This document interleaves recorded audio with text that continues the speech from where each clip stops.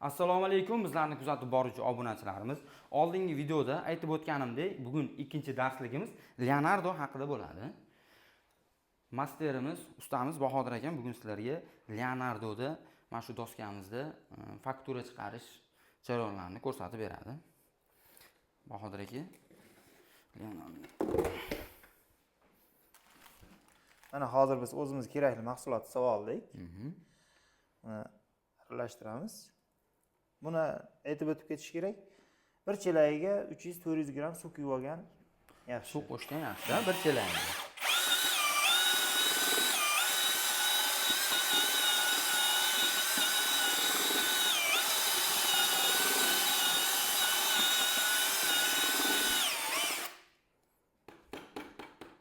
Mahsulotimiz tayyor.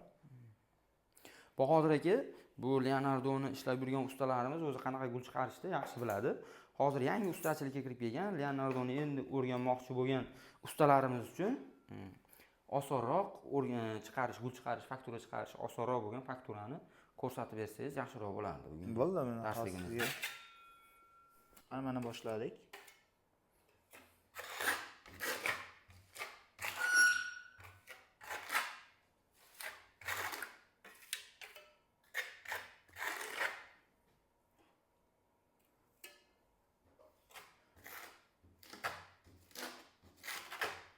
Ushbu Leonardo mahsulotimizni rasxodini aytadigan bo'lsak, bir chelagi 14-15 kvadrat ketadi. To'g'rimi Bahodir aka? Shunday.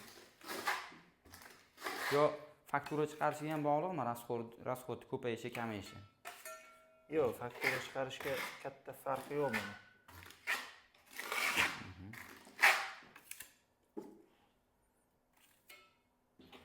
Hozir shunda ikki xil faktura chiqarib ko'rsatasiz, to'g'rimi bizga? Qalinligini imkon boricha shu 2-3 milli, 4 milligacha tortsangiz faktura chiqishi osonroq bo'ladi.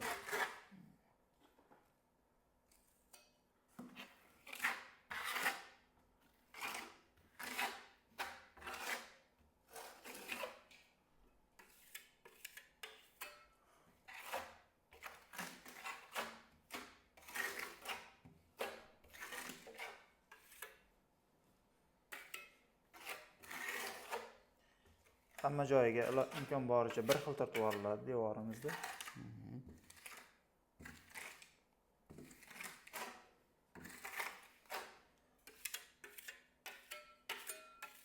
Yangi ustalar uchun osonroq gulimizni turgatamiz. Bu birinchisi.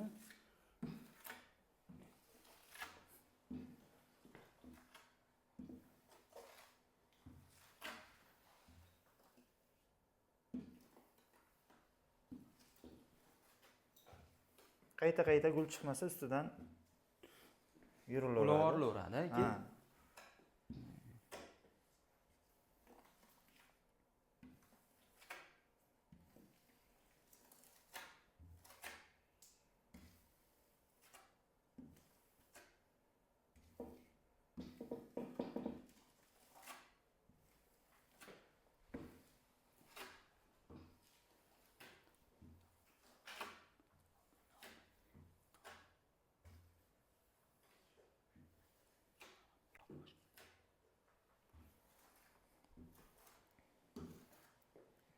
Shu gulimiz osonroq gul.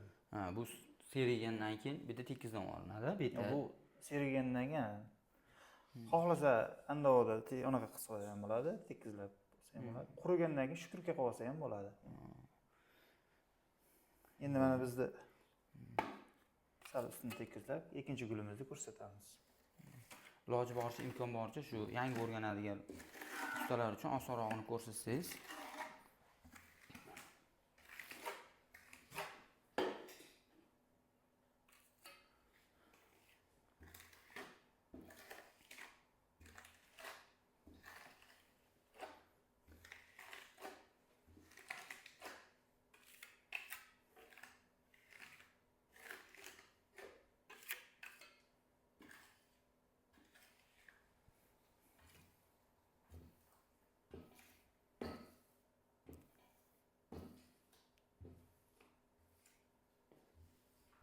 Bahodir aka, bu обычный gul, a? Обычный gul.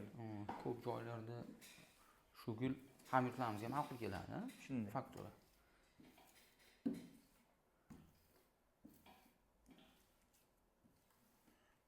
Gulni tugatganimizdan keyin mana qarang, uni tugagan joyidan ikkinchisini bosib kelaveramiz.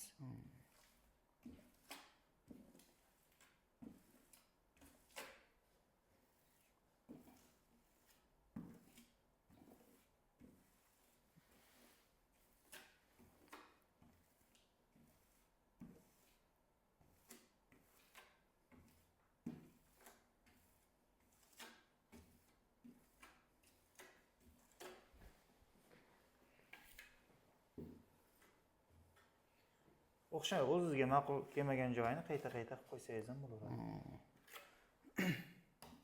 Ulaversa bo'ladi. Ulaversa bo'laveradi. Satrjini bermaydi. Qurigandan keyin ozgina ezamiz. Gullari ozgincha yotqiziriladi, to'g'rimi? Qurigandan keyin.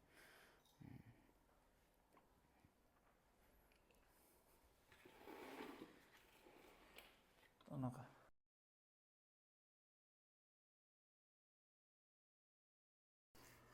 Lakimiz iloji boricha hamma joyiga birdek tegishi kerak.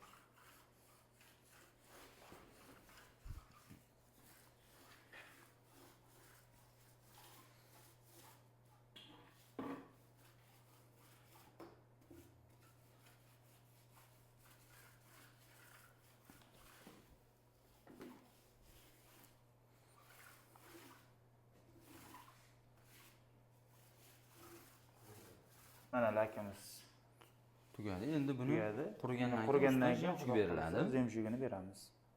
Leonardomizga mana lakni ham surtib oldik. Endi jemchug surtish etabiga yetib keldik. Ushbu chelakdagi 5 kilogramm jemchugimiz 50 kvadrat ob'yomni yopadi. Hozir mana surtib ko'rsatamiz. Hozir o'zimizga kerakli miqdorda jemchug topib olamiz.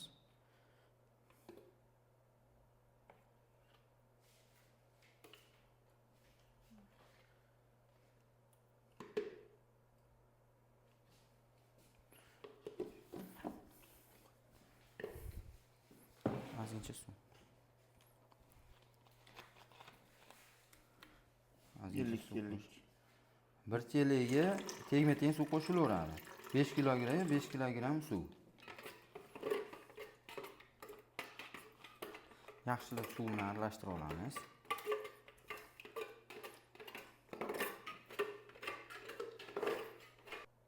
Mana jemchug mahsulotimizni tayyorlab oldik. Hozir buni devorga surtib ko'rsatamiz.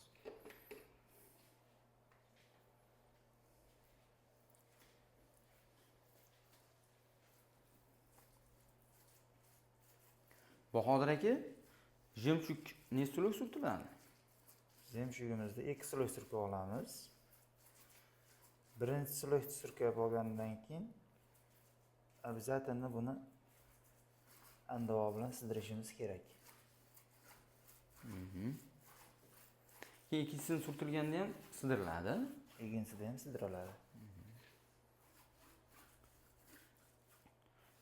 O'sha sidirilganda zo'rlari, gullari. Mana birinchi sloj jemchugimizni surkab oldik. Endi ikkinchisini boshlaymiz. Ikkinchi sloj jemchugimizni surkab olib, buni ham xuddi birinchisi kabi andavoda sidirib olamiz. Shu bilan ishimiz yakun bo'ladi.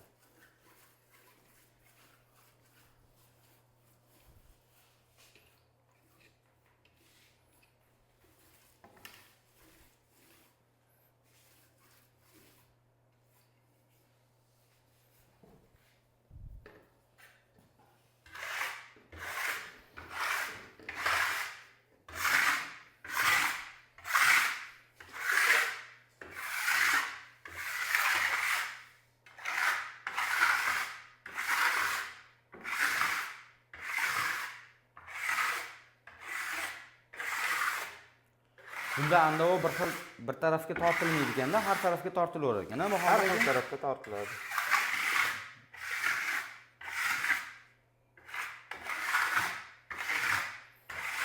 Andavolda chizdirganda mayda detallar yaxshi ko'rinar ekan-da. Mana zirib oldik, tayyor.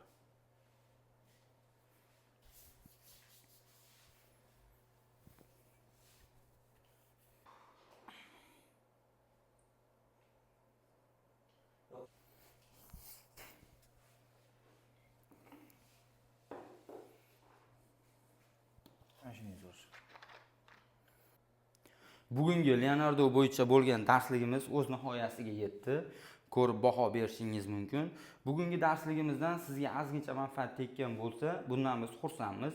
Agar videomiz sizga yoqqan bo'lsa, tanishlaringizga jo'natib qo'ying, like tugmasini bosish esingizdan chiqmasin. Bizdan uzoqlashmang. Keyingi videomiz Qumli Atachento haqida bo'ladi.